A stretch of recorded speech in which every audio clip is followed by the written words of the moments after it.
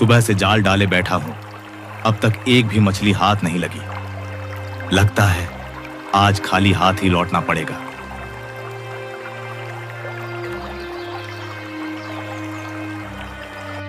कनकपुर नामक राज्य के एक छोटे से गांव में किशन नाम का एक गरीब मछुआरा रहता था। किशन की एक बेटी भी थी, जो थी तो अंधी पर दिखने में बहुत सुंदर थी। क्या बात है किशन, इतने परेशान क्यों हो? क्या हो गया? क्या बात है, बताओ। अब क्या बताऊं काका, आप तो जानते ही हो, गौरी की मां के जाने के बाद से गौरी की सारी जिम्मेदारी अब मेरे ऊपर आ गई है। और अब गौरी बड़ी हो गई है, लेकिन क्या कहे, उसके अंधे होने के कारण उससे कोई शादी ही नहीं करना चाहता।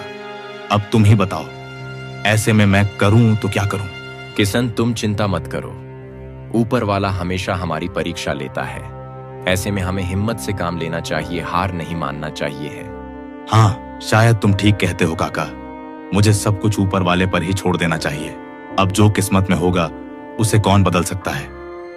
इतना कहकर किशन नदी किनारे मछलियां पकड़ने चला जाता है। हे ऊपर वाले, मेरी बेटी की किस्मत का दरवाजा तू ही खोल। यह कहकर किशन मछली पकड़ने लगता है। धीरे धीरे शाम होने लगी। किशन के जाल में थोड़ी बहुत ही मछलियां फंसी हुई थी। आज तो इतनी कम मछलियां हाथ आई हैं, इन्हें बेचकर तो केवल एक समय का ही खाना बन सकता है। यह सोचते हुए किशन मछलियां बेचने बाजार जाता है। मछलियां ले लो, मछलियां, ताजी ताजी मछलियां ले लो, अभी अभी लेकर आया हूं। ले लो, ताजी ताजी मछलियां ले लो। किशन मछलियां बेचकर वापस अपने घर चला आता है। घर पहुंचकर उसने देखा कि गौरी चेहरे में उदासी लिए बाहर बैठी थी। गौरी बेटी, मैं घर आ गया। पिताजी, आप आ गए? आपने आज आने में बहुत देर कर दी। आपको तो पता है ना, मैं अकेले कहीं आज जा नहीं सकती हूँ। अरे बेटा, वो क्या है ना कि आज मछलियां हाथ ही नहीं आ रही थी, इसीलिए थोड़ा देर हो गई। तू चिंता मत कर, कल से तू भी मेरे साथ चलना। इस तरह ना तुझे मेरी चिंता रहेगी और ना मुझे तेरी चिंता रहेगी। क्यों बेटा? हाँ पिताजी, यह ठीक रहेगा।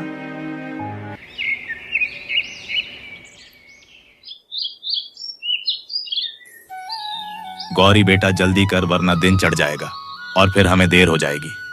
ठीक है पिताजी, चलिए। किशन गौरी को लेकर मछलियां पकड़ने निकल पड़ता है। नदी किनारे पहुंचकर किशन गौरी से कहता है, बेटी, हम पहुंच गए, अब तू नाव में आराम से बैठ जा, फिर हम मछलियां पकड़ने चलते हैं। पिताजी, मैं गिरूंगी तो नहीं ना? अरे नहीं बेटी, बस तू आराम से बैठ। गौरी आंखों से देख तो नहीं सकती थी, इसलिए वो चुपचाप नाव पर बैठ जाती है। फिर किशन नाव लेकर मछलियां पकड़ने निकल जाता है, लेकिन आज उसके हाथ एक भी मछली नहीं लगती है। आज तो एक भी मछली हाथ नहीं आई। पिछले कई दिनों से मेरे साथ यही हो रहा है, मछलियां आती ही नहीं है। अगर ऐसा ही चलता रहा तो मैं और मेरी बेटी तो दोनों भूखे मर जाएंगे। किशन यह सोच ही रहा था कि तभी वहां किशोर नाम का एक दूसरा मछुआरा अपनी नाव लेकर किशन के पास आता है। अरे किशन भाई, आज किसे साथ लेकर आए हो? ये कन्या कौन है? यह मेरी बेटी है गौरी। अच्छा, ये तुम्हारी बेटी है जो अंधी है ना? हाँ, वैसे खूबसूरती में तो ऊपर वाले ने कोई कमी नहीं की है, बस लगता है आंखें देना भूल गया। किशोर भाई, यह तुम कैसी बातें कर रहे हो? देखो, ऐसा है कि मेरी बेटी चाहे जैसी भी हो, मेरे लिए सबसे सुंदर और सबसे अच्छी है, समझे? अच्छा ठीक है भाई, मैं समझ गया, इसमें गुस्सा करने वाली कौन सी बात है। मैं तो बस मजाक कर रहा था, अगर तुम्हें बुरा लगा हो तो मैं यहाँ से चला जाता हूँ। किशोर और किशन की बातों से गौरी मन ही मन उदास हो जाती है। तभी किशन उससे कहता है, बेटी गौरी, क्या हो गया, तुम चुप क्यों हो गई? देखो बेटा, इन जैसों की बातों पर ध्यान बिल्कुल मत दो। अरे इनका तो काम ही होता है दूसरों की बातें सुनना, दूसरों की बातों पर हंसना, मजाक बनाना। इनकी बातों पर ध्यान मत दो, है ना बेटा? पिताजी, मैं ठीक हूँ, मुझे फर्क नहीं पड़ता दुनिया क्या कहती है। आप मुझसे प्यार करते हैं, मेरे लिए यही बहुत है। हाँ, शाबाश मेरी बेटी, तेरी यह सोच मुझे बहुत अच्छी लगी। बेटी, मैं नाव किनारे पर ले चलता हूँ, फिर मैं तेरे लिए जंगल से फल तोड़ कर लाता हूँ, फिर दोनों बाप बेटी मिलकर खाएंगे। किसन इतना कहकर नाव किनारे पर लगाकर जंगल की तरफ चला जाता है। काफी देर हो जाती है पर किसन अभी तक वापस नहीं लौटा। पिताजी, पिताजी, लगता है पिताजी अब तक नहीं आए। पर पिताजी को इतनी देर क्यों लग रही है? गौरी यह सब सोच ही रही थी कि तभी वहां से एक राजकुमार गुजरते हैं। गौरी को अकेला देखकर वह रुक जाते हैं और पूछते हैं, सुनो सुंदरी, तुम कौन हो और यहाँ जंगल में अकेले क्यों बैठी हो? आप कौन है? मैं राजकुमार वीर हूँ, इस राज्य के राजा आदित्य वर्मा का बेटा। मैं शिकार करने जंगल जा रहा था, तुम्हें यूं अकेले बैठा देखा तो रुक गया। कौन हो तुम? गौरी अब राजकुमार को सारी बात बताती है। इसलिए मैं यहाँ पर बैठी हूँ। मुझे तो यकीन नहीं हो रहा है कि तुम्हें कुछ दिखाई नहीं देता। तुम्हारी सादगी, भोलापन और तुम्हारी सुंदरता ने तो तुम्हारी इस एक कमी को नजरअंदाज करने पर मजबूर कर दिया है।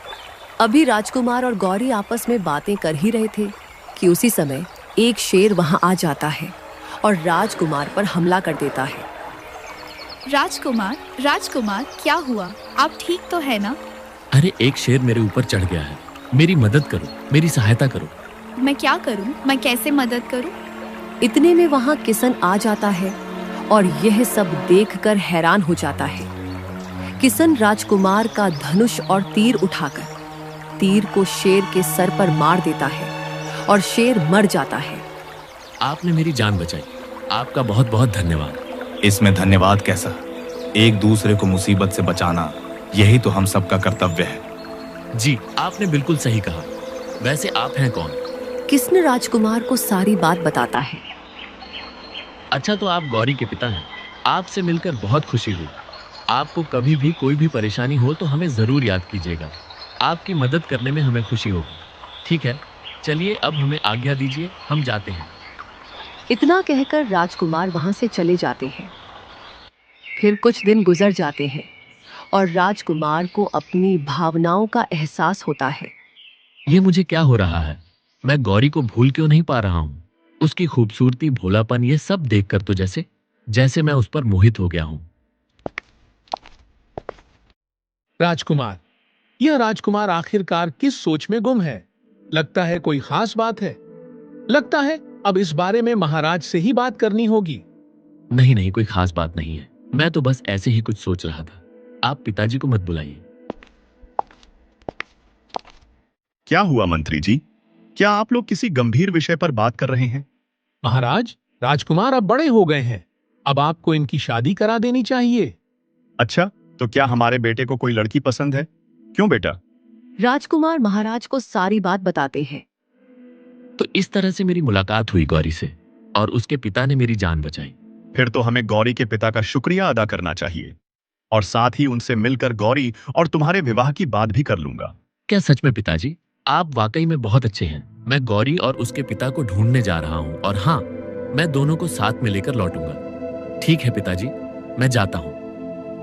इधर किसन फिर से गौरी की आंखों के लिए परेशान होता है।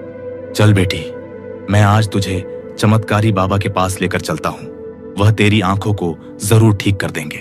पिताजी, आप पहले भी मुझे कितने बाबाओं के पास ले जा चुके हैं, पर मेरी आंखें कोई भी ठीक नहीं कर पाया। बेटी, क्या पता, हो सकता है कि यह बाबा तेरी आंख ठीक कर दे। देख, हमें कोशिश किए बिना हार नहीं माननी चाहिए। चलना, चलकर देखते हैं क्या होगा। ठीक है पिताजी, हम यह कोशिश करके देख लेते हैं। चलिए चलते हैं। किसन और गौरी अब चमत्कारी बाबा के पास जाने के लिए निकल पड़ते हैं। चलते चलते वह घने जंगलों के बीच पहुंच जाते हैं। पिताजी, मैं चलते चलते बहुत थक गई हूँ। कोई बात नहीं बेटी, हम थोड़ी देर यहीं बैठकर आराम कर लेते हैं, फिर चलेंगे, ठीक है ना?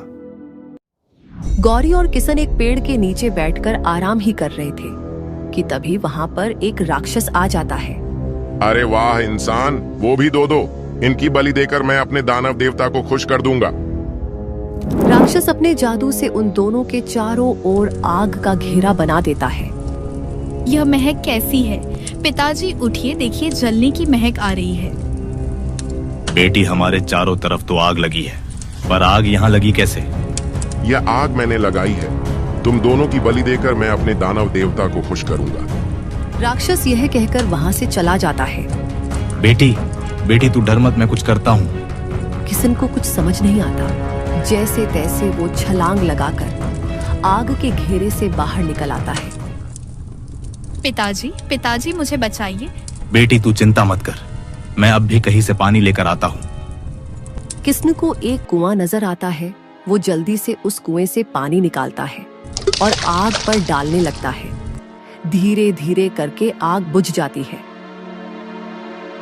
बेटी तू ठीक तो है ना? तुझे कुछ हुआ तो नहीं ना? ये सब मेरी ही गलती है ना। मैं तुझे चमत्कारी बाबा के पास ले जाने की जिद करता और ना ही ये सब कुछ होता। मुझे माफ कर दे बेटी, मुझे माफ कर दे। पिताजी आप माफी मत मांगिए। ऊपर वाले ने जो लिखा है वो होकर ही रहेगा। मैंने सब कुछ ईश्वर पर छोड़ रखा है। आप भी सब कुछ उन्हीं पर छोड़ दीजिए। मुझे पूरा भरोसा है कि वो एक दिन सब कुछ ठीक कर देंगे। चलिए अब घर वापस चलते हैं। गौरी और किशन अब वापस घर जाने लगते हैं। तभी कुएं से एक आवाज आती है। रुक जाओ, मुझे बचा लो, मुझे ऐसे छोड़कर मत जाओ, मेरी मदद करो। अरे ये आवाज कहाँ से आ रही है? लगता है कि आवाज इस कुएं से आ रही है। किशन कुएं के पास जाकर देखता है तो उसे कुछ नजर नहीं आता है। अरे कौन है यहाँ जो हमें आवाज दे रहा है? रस्सी ऊपर खींचो, रस्सी ऊपर खींचो। किशन तुरंत रस्सी ऊपर खींचता है। अरे इस बाल्टी में तो एक सुनहरा रंग का सेब है, पर यह कुएं में आया कहाँ से? तभी उस सेब से आवाज आती है। मैं एक परी हूँ। मैं जब इस जंगल में घूम रही थी तभी एक राक्षस ने मुझे पकड़ लिया और अपने मायावी जादू से मुझे इस सुनहरे सेब में कैद कर दिया ताकि बाद में वो मेरी बलि दे सके। तो अब तुम इस सेब से कैसे बाहर आओगी? अगर कोई एक इंसान बिना छुए बिना देखे सेब को खा ले तो राक्षस का जादू टूट जाएगा और मैं आजाद हो जाऊंगी। किशन कुछ क्षण सोचता रहा, फिर बोला, बिना छुए बिना देखे कोई भला कैसे खा सकता है? ये तो असंभव है। तभी गौरी किशन से बोली, पिताजी मैं समझ गई हूँ इसका जादू कैसे तोड़ना है। आप इस सेब को उठाकर मुझे खिलाइए। लेकिन बेटी शर्त के अनुसार तो। पिताजी सब ठीक होगा, बस जैसा मैंने कहा है आप वैसा कीजिए। फिर किशन उस सेब को उठाता है और गौरी को खिला देता है। जैसे ही गौरी सेब खाती है परी आजाद हो जाती है। तुम्हारा बहुत बहुत धन्यवाद भले इंसान, तुमने मुझे मायावी जादू से आजाद कर दिया। लेकिन बेटी यह कैसे हो गया? इसका जादू कैसे टूट गया? पिताजी आपने सेब मुझे अपने हाथ से खिलाया और मैंने बिना छुए सेब को खाया। क्योंकि मैं देख नहीं सकती हूँ इसलिए मैंने बिना सेब को देखे खाया है। इस तरह से मैंने बिना छुए बिना देखे सेब को खाया और जादू टूट गया। तुम्हारा धन्यवाद कन्या, तुमने मुझे इस जादू से आजाद किया है, इसलिए तुम मुझसे कोई एक इच्छा मांग सकती हो। परी जी मेरी तो बस एक ही इच्छा है। मैं अपनी आंखों से दुनिया देखना चाहती हूँ। क्या आप मेरी आंखों को ठीक कर सकती हैं? ठीक है, मैं तुम्हारी इच्छा जरूर पूरी करूंगी।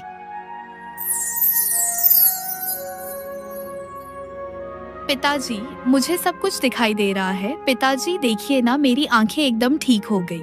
अरे अरे परी जी, आपका बहुत बहुत शुक्रिया।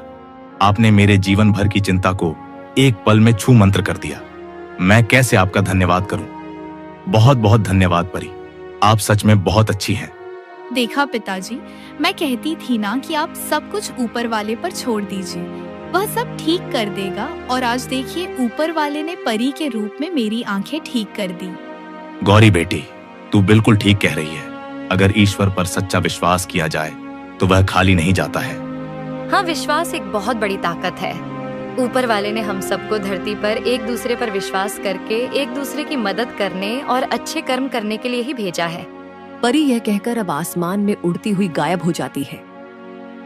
दूसरी ओर राजकुमार गौरी को ढूंढते हुए उसी जंगल में पहुंच जाते हैं। इतनी देर से मैं गौरी की तलाश कर रहा हूँ, पर अब तक तो उसका कोई पता ही नहीं चला। आखिरकार वह रहती कहाँ होगी? राजकुमार यह सब सोच ही रहे थे कि तभी रास्ते में उन्हें किशन और गौरी मिल जाते हैं। अरे गौरी, मैं कब से तुम्हें ढूंढ रहा था। अच्छा हुआ जो तुम मुझे मिल गई। अरे राजकुमार, आप यहाँ सब कुछ ठीक तो है ना? हाँ, सब कुछ ठीक है।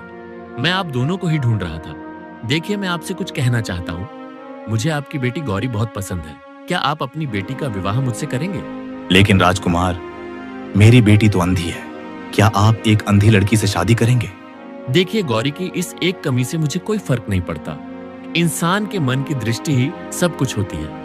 अपने पिता की बात सुनकर गौरी चुपके से उससे कहती है, पिताजी, आप राजकुमार से झूठ क्यों बोल रहे हैं? उन्हें क्यों नहीं बता रहे कि अब मेरी आंखों की रोशनी ठीक हो गई है? अरे बेटी, मैं तो राजकुमार की परीक्षा ले रहा था। ये आप दोनों क्या बातें कर रहे हैं? उससे पहले मैं आपको कुछ बताना चाहता हूँ। किशन राजकुमार को सारी बात बताता है। क्या सच में गौरी की आंखों की रोशनी ठीक हो गई? अरे वाह, ये तो बहुत ही अच्छी बात है। हाँ राजकुमार, मैं तो बस आपकी परीक्षा ले रहा था। देखना चाहता था कि आप मेरी बेटी की कमी के साथ उसे अपनाते हैं या फिर नहीं, क्योंकि जीवन केवल ऊपरी दिखावे या सुंदरता से नहीं चलता, बल्कि एक दूसरे की कमियों को भी अपनाना पड़ता है। हाँ, ये बात आप ठीक कह रहे हैं। मैं सच कहूं तो मुझे गौरी की अच्छाई, इसकी सादगी, इसका भोलापन ही बहुत पसंद आया। अगर इसकी आंखें वापस ना भी आती तो भी मैं गौरी से ही विवाह करता और हमेशा इससे प्रेम करता। अब राजा राजकुमार और गौरी की धूमधाम से शादी करा देते हैं और दोनों खुशी खुशी राजमहल में एक साथ रहने लगते हैं। इंसान अपने तन की सुंदरता से नहीं, बल्कि मन की सुंदर से अच्छा बनता है, और जो मोहब्बत मन की सुंदरता देखकर की जाती है वही जीवन भर चलती है। वहीं तन की सुंदरता समय के साथ साथ खत्म होने लगती है और साथ ही मोहब्बत को भी मिटा देती है।